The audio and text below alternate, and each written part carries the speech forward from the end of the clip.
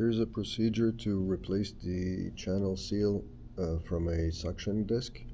With the suction apparatus turned over, simply remove the old one by pulling on it from the groove. And to reinsert it, you simply have to stretch it a little, insert it into the groove, and go around as is by compressing it slightly so that you don't have any overhang at the end. Do this all around.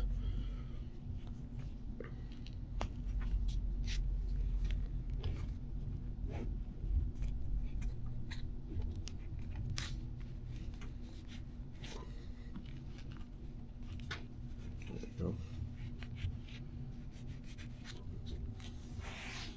Get them out, and that's it.